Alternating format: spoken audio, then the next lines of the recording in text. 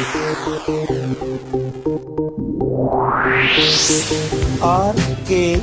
स्वागत है दोस्तों आपका एक बार फिर से हमारे YouTube चैनल RKB कैंफी वीडियोस में। पिछली वीडियो में हमने आपको परमाणु संरचना के चैप्टर में जो विद्युत चुंबकीय विकिरण थी उसकी तरंग प्रकृति के बारे में आपको जानकारी दी थी, जिसके अंदर हमने UVI अर्थात अल्ट्रावायलेट रेज, विजिबल रेज और इंफ्रारेड यानी सूर्य के प्रकाश को भी लिया था।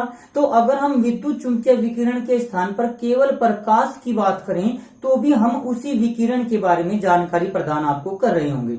तो इसके लिए हम अगर कुछ बातें आपको बताएं तो एक्चुअल में प्रकाश की प्रकृति को या विद्युत चुंबकीय विकिरण की प्रकृति को व्यक्त करने के लिए सबसे पहले न्यूटन ने कणिका सिद्धांत दिया था। न्यूटन ने दिया था कणिका सिद्धांत, कोर्सल थ्योरी जिसको कहा जाता है। उसके अनुसार क्या था कि जो प्रकाश है वो कणों के रूप में चलता है, ये कणिका सिद्धांत था। प्रकाश चूंकि ऊर्जा एक प्रकार की होती है तो इसके ज्यादा विस्तार पूर्वक व्याख्या तो आप लोग फिजिक्स में पढ़ेंगे, लेकिन यहाँ पर भी चूंकि इसकी आवश्यकता है तो थोड़ी थोड़ी हमें भी ये बतानी होगी। तो उसके बाद फिर एक हाइगेन्स ने दिया था, हाइगेन्स ने बताया था इसको तरंग के रूप में, तरंगिका सिद्धांत हाइगेन्स ने दिया था। फिर उसी के बाद जो आपको बताया गया था मैक्सवेल का जो तरंग सिद्धांत था, मैक्सवेल ने भी वेव थ्योरी जो दी थी तरंग सिद्धांत ही दिया था। तो हाइगेन्स के द्वारा दिए गए सिद्धांत की ही इसने अधिक व्याख्या की थी हाइगेन्स ने। इसके बाद कुछ गुण इस थ्योरी के द्वारा प्रदर्शित किए जा चुके, जैसे परावर्तन और अपवर्तन, वो कणिका सिद्धांत के द्वारा व्याख्या की जा सकती थी। लेकिन उसके बाद जैसे विवर्तन होता है, व्यतिकरण होता है, प्रकाश के गुण, वे कणिका सिद्धांत से तो संतुष्ट नहीं हुए, लेकिन इस तरंग सिद्धांत से, चाहे वो मैक्सवेल का हो या हाइगेन्स का हो, इस तरंग सिद्धांत से व्यतिकरण और विवर्तन आदि की व्याख्या को समझाया गया, उस व्याख्या को किया गया। इसके पश्चात फिर भी कुछ गुण, अनेक गुण ऐसे थे जो इन सिद्धांत के द्वारा नहीं समझाए जा सके, तो उनके लिए फिर एक वैज्ञानिक आए, मैक्स प्लांक। उन मैक्स प्लांक ने अपना सिद्धांत दिया था जो लगभग 1900 में दिया था, जिसे प्लांक सिद्धांत कहा जाता है या प्रकाश का क्वांटम सिद्धांत जिसे कहा जाता है। ये मैक्स प्लांक ने प्रस्तुत किया था। उसमें कुछ गुण थे, जैसे एक होता है ब्लैक बॉडी रेडिएशन यानी आदर्श विकिरणिका द्वारा जो विकिरण उत्पन्न होता है उसकी व्याख्या इस सिद्धांत के द्वारा ही की गई, मैक्स प्लांक के द्वारा। दूसरा एक होता है प्रकाश वैद्युत प्रभाव, इस प्रकाश वैद्युत प्रभाव की व्याख्या भी जो मैक्स प्लांक थे उन्हीं के नियम के द्वारा की गई। इसी प्रकार से हमने आपको एक स्पेक्ट्रम शब्द के बारे में जानकारी पिछली वीडियो में दी थी। तो जैसे सूर्य के प्रकाश में 7 रंग होते हैं, 7 लकीरें होती हैं, 7 लाइनें होती हैं, तो उसी प्रकार से अलग अलग प्रकार के पदार्थ अलग अलग प्रकार की सिंगल लाइन प्रदर्शित करते हैं, जिसको लाइन स्पेक्ट्रम या रेखीय वर्णक्रम कहा जाता है। तो उसकी व्याख्या भी इस मैक्स प्लांक के सिद्धांत के द्वारा ही की गई थी।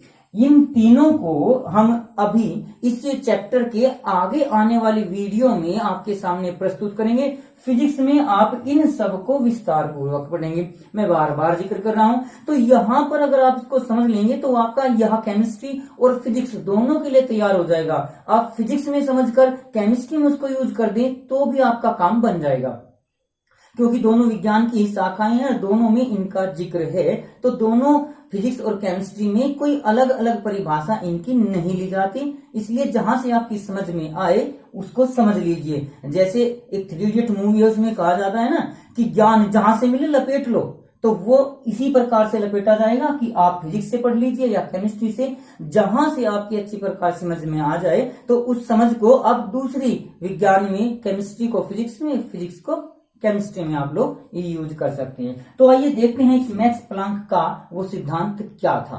प्लांक के सिद्धांत को क्वांटम सिद्धांत भी कहा जाता है, विद्युत चुंबकीय विकिरण का क्वांटम सिद्धांत। और इसके बारे में फिर आइंस्टीन ने 1905 में इसकी विस्तार पूर्वक व्याख्या भी की थी। तो इस प्लांक का क्वांटम सिद्धांत क्या था उसके अनुसार बताते हैं। देखिए जो तरंग सिद्धांत था उसमें कहा था कि ऊर्जा हमें कंटिन्यूअस यानी लगातार रूप में प्राप्त होती रहती है। लेकिन मैक्स प्लांक ने अपनी पोस्टुलेट्स में क्या कहा, अपनी अवधारणाओं में सब ये माना कि जो तरंग है, जो ये विद्युत चुंबकीय विकिरण है, ये कणों से मिलकर बना होता है और कणों की बजाय इनको इसने पैकेट्स के रूप में मान लिया।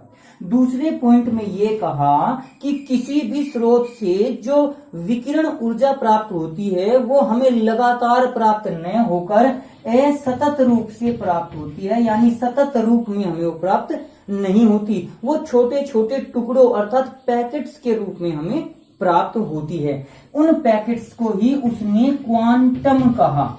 ऊर्जा के पैकेट, अगर क्वांटम की परिभाषा पूछी जाए, कहा जाए कि क्वांटम क्या होता है, तो विकिरण ऊर्जा के छोटे छोटे पैकेट क्वांटम कहा जाता है, उन पैकेट्स को ही। लेकिन अगर हम सनलाइट ले लें, सूर्य के प्रकाश को ले लें, तो इन्हीं को फोटोन कहा जाता है।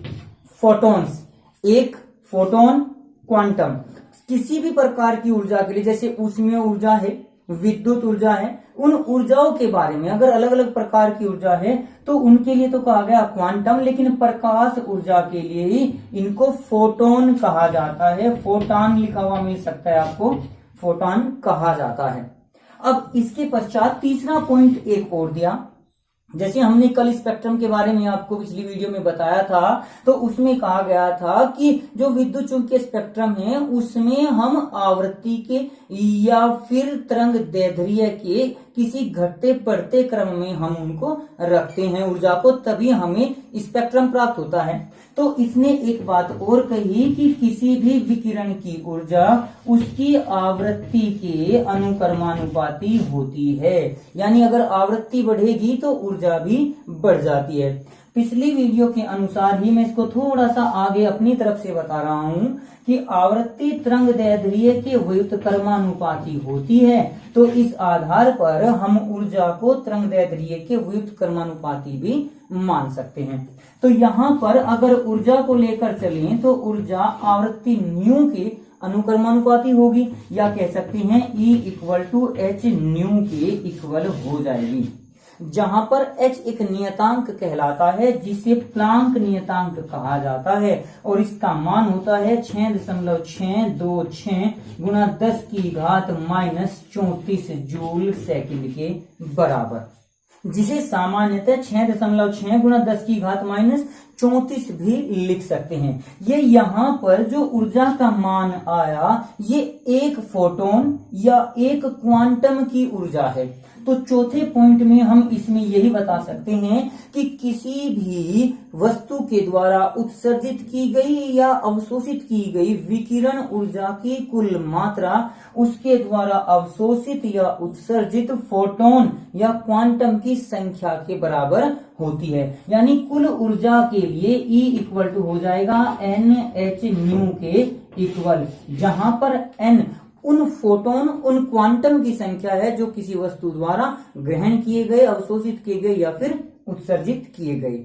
तो यहाँ पर E = h न्यू का तो फॉर्मूला है ही, आप लोगों ने पिछली वीडियो में पढ़ा था। न्यू = होता है c/λ के बराबर, जहां c प्रकाश की चाल होती है। तो इस वैल्यू को अगर यहाँ पर रख दिया जाए या यहाँ पर रख लीजिए तो ये फॉर्मूला हो जाएगा E = nhc/λ के रूप में भी हम इस समीकरण को ले सकते हैं। यहाँ न्यू आवृत्ति, लैम्डा तरंग दैर्ध्य, h प्लांक नियतांक, c प्रकाश का वेग और n उन फोटॉन्स की संख्या है। इसका मान 1, 2, 3, 4 आदि कुछ भी हो सकता है।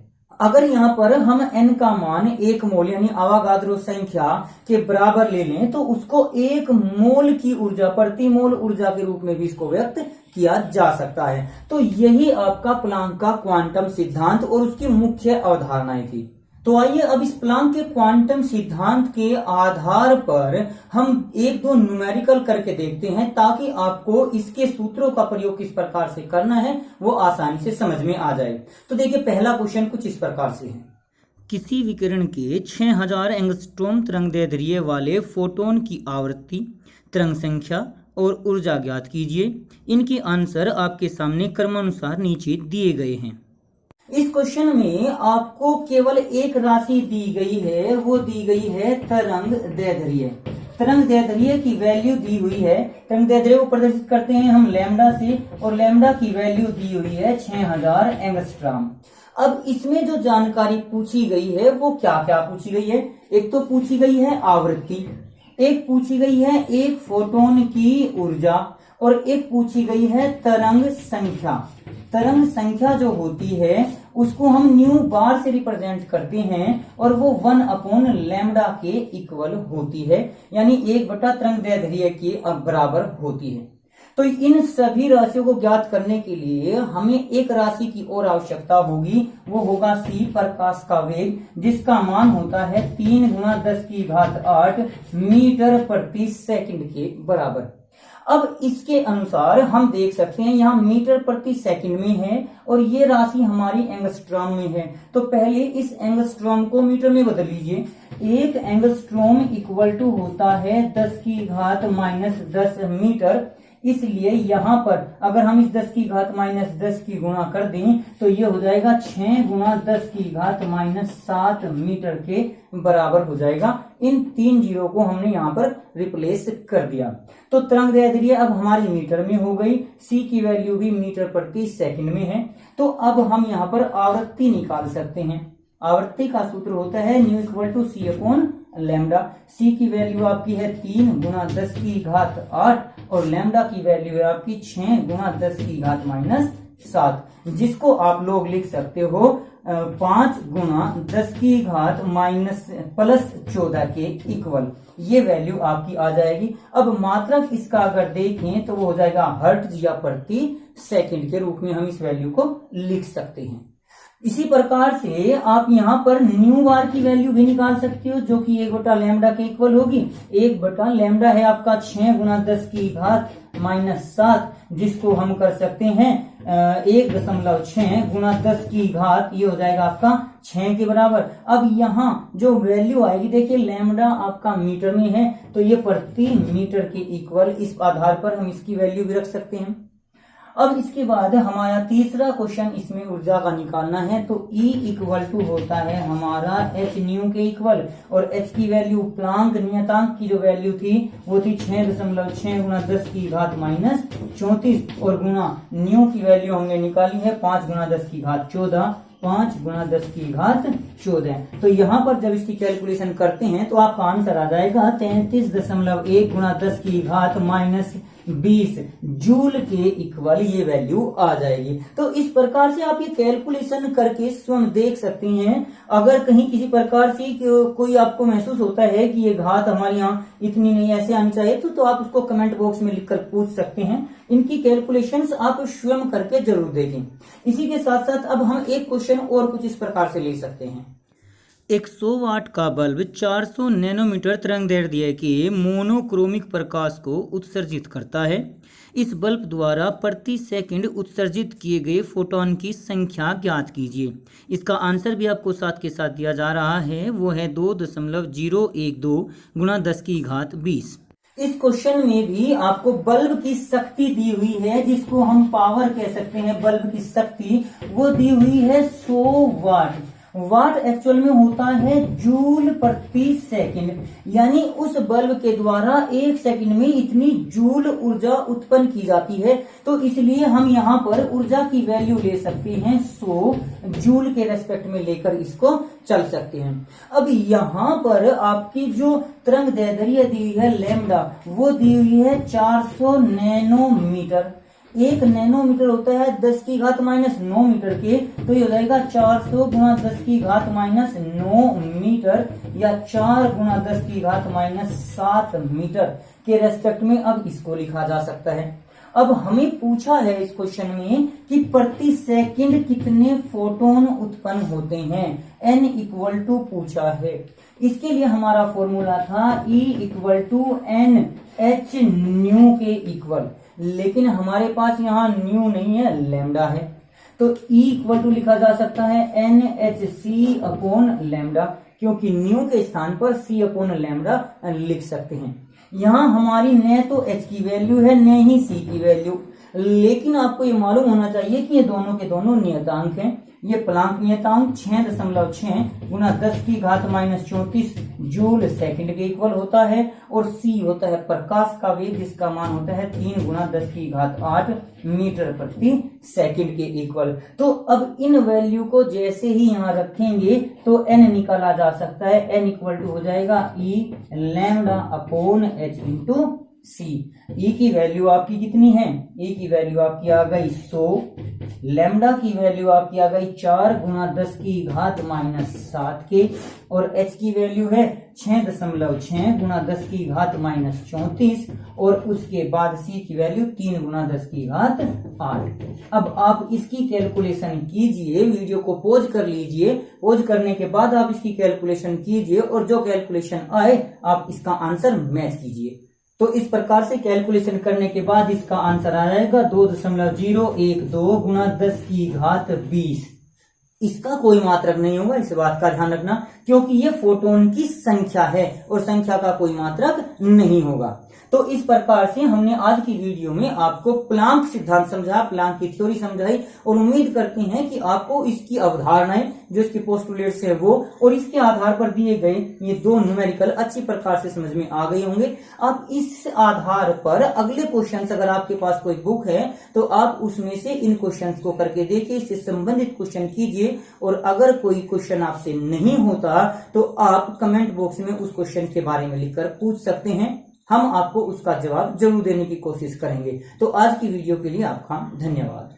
आज की वीडियो में बस इतना ही। अगली वीडियो प्राप्त करने के लिए हमारे चैनल को सब्सक्राइब करें, वीडियो को लाइक करें, और अगर वीडियो अच्छी लगे तो कमेंट्स करें और दोस्तों को भी शेयर करें।